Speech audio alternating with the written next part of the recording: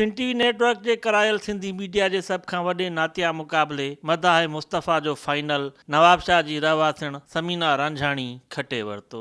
समीना रांझाणी सां गॾु नवाबशाह जा ई ॿ भाइर गुलाम कादिर ऐं गुलाम नबी ओठो 2 ऐं 3 नंबर ते रहिया।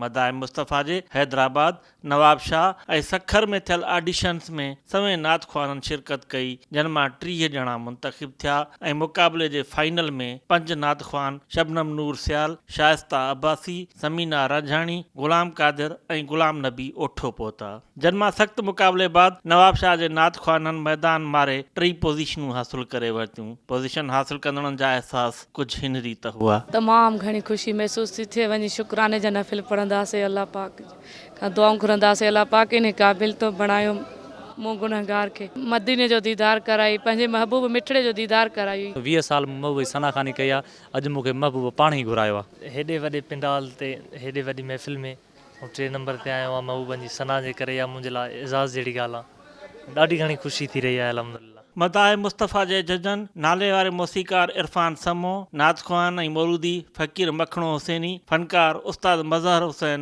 मदाह मुस्तफ़ा जे जजनि जा फ़र्ज़ निभाया। अलमियो हो उहो इहो हो त इन्हनि नात ख़्वाननि खे उहो को प्लेटफॉर्म न पियो मिले जिते हू पंहिंजो अॻिते पंहिंजे फ़न जा जोहर ॾेखारे सघनि।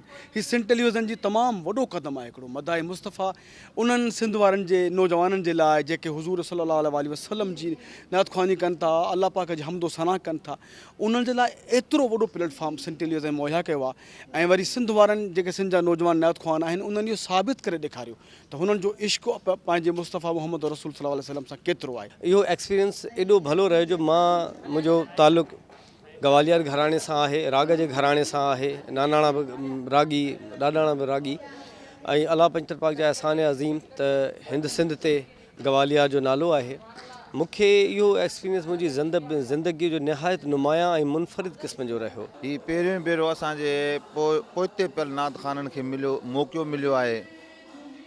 उमेदु आहे त इंशा अल्लाह ताला जेके असांजा पोइते पियल नात ख़ान हुआ, हिन मदाह मुस्तफ़ा जे प्रोग्राम जे वसीले इंशा अल्लाह ताला अॻभरो थी वेंदा। मदाह मुस्तफ़ा जी मेज़बान मारूफ़ नात ख़ान फ़ौज़िया ख़ादिम ऐं सुहिणे कंपियर इरशाद जागीराणी जो चवणु हो त अहिड़ो प्रोग्राम आहे हिते रूह खे राहत मिले थी। 2-3 सना ख़्वान त अहिड़ा आहिनि जो असांजे प्रोग्राम में हिते जेका ऑडियंस वेहे थी, जेकी दोस्त अचनि था या जेकी जज आहिनि या आउं पाण होस्ट आहियां, मूंखे न लॻंदो आहे त आउं कॾहिं को रोई बि सघां थो, छो त आउं इलाही साल थी विया, कॾहिं कंहिं ज़माने में कोरोना हूंदासीं, पर अहिड़ा आवाज़ असांखे मिलिया आहिनि त असांजा जज आउं पाण मुंहिंजी साथी मेज़बान ढुंढकारनि में भी पहुंच गयासीं, रोई पियासीं। हमें यकीन नहीं था कि इतनी खूबसूरत आवाज़ें यहाँ मिलेंगी, और इस तरह के मुकाबले होते रहेंगे तो हमें टैलेंट का भी पता चलता रहेगा कि हमारे मुख्तलिफ शहरों में इतने अच्छे टैलेंट हैं, इतनी प्यारी वॉइस है। मदाह मुस्तफ़ा में पहिरियों नंबर हासिल कंदड़ समीना रांझाणी खे मोटरसाइकिल ऐं उमिरि जी टिकट, ॿियो नंबर हासिल कंदड़ गुलाम कादिर ओठो खे उमिरि जी टिकट ऐं 3 नंबर ते रहंदड़ गुलाम नबी ओठो खे